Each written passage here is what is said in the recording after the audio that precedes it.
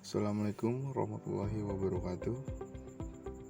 Saya Davanur Rahman akan memaparkan sedikit tentang pembelajaran mesin dari buku Introduction to Machine Learning Second Edition Bab 2.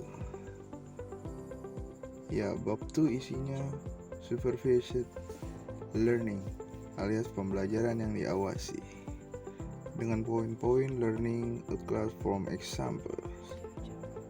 Vebnick-Chervonenkis alias VC dimension probably approximately correct noise learning multiple class regression model selection and generalization dimension of a supervised machine learning algorithm and nodes. Pertama, learning a class from example, mempelajari kelas dari contoh. Misalnya, mobil sebagai kelas, yaitu orang-orang melihat mobil dan melabelinya. Oke.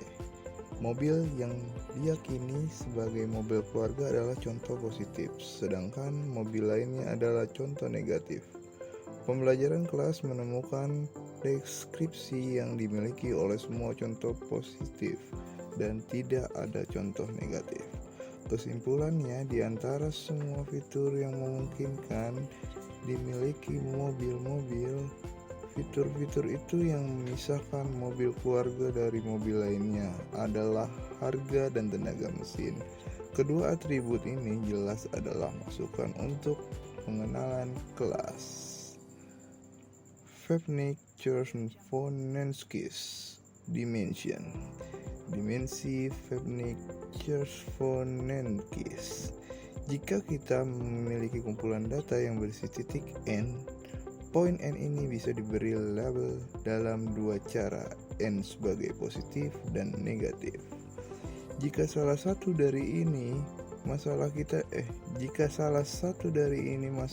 kita dapat menemukan hipotesis H besar yang memisahkan X positif cukup dari negatif. Lalu kita katakan H menghancurkan poin N.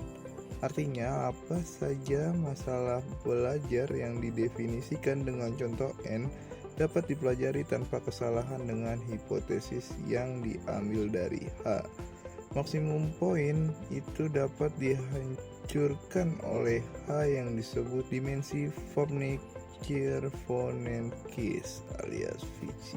Probably approximately correct learning. Pembelajaran mungkin kira-kira benar. Dalam pembelajaran ini diberikan kelas C dan contoh yang diambil dari beberapa distribusi probabilitas yang dalam pembelajaran ini diberikan kelas C dan contoh yang diambil dari beberapa distribusi probabilitas yang tidak diketahui tetapi tetap. P dalam kurung X, kita ingin mencari banyak contoh N, sehingga dalam kemampuan minimal 1-9, hipotesis H memiliki error paling banyak E yang sembarang delta kurang dari setengah dan E lebih dari 0. Noise atau kebisingan adalah setiap anomali yang tidak diinginkan dalam data dan kelas karena kerusakan mungkin lebih sulit untuk dipelajari dan kesalahan 0 mungkin tidak layak dengan kelas hipotesis sederhana. Beberapa interpretasi noise mungkin ada ketidaktepatan dalam mencatat atribut masukan menggeser titik data di ruang masukan. Mungkin lagi ada kesalahan dalam memberi label pada titik data yang mungkin memberi label ulang. Kemudian mungkin ada atribut tambahan yang belum diakui. Learning multi-class. Dalam set data, jika harapannya memiliki semua kelas dengan distribusi yang berimbang alias serupa dalam ruang masukan, maka kelas hipotesis yang sama dapat digunakan untuk semua kelas. Misal, dalam set data pengenalan digit tulisan tangan. Kita mengharapkan semua digit memiliki distribusi yang sama. Misalnya lagi, dalam dataset diagnosis, di mana dua kelas untuk orang sakit dan orang sehat, kita mungkin memiliki distribusi yang sama sekali berbeda untuk dua kelas. Dikarenakan semua orang sehat itu sama, tetapi setiap orang sakit itu sakit dengan caranya sendiri. Ya, regresi. Ada urutan yang ditentukan pada nilai-nilai mereka dan kita dapat menentukan jarak antara nilai sebagai kuadrat dari perbedaan yang memberi kita lebih banyak informasi antara sama atau tidak sama. Tujuannya untuk menemukan besaran numerik yang meminimalkan kesalahan berdasarkan percobaan. Di sini kita harus berhati-hati saat menyempurnakan kompleksitas model untuk mencocokkan dengan kompleksitas fungsi yang mendasari data. Model selection and generalization. Pemilihan dan generalisasi model. Ini adalah satu cara untuk menafsirkan dengan semua kemungkinan dengan melihat lebih banyak contoh pemilihan data.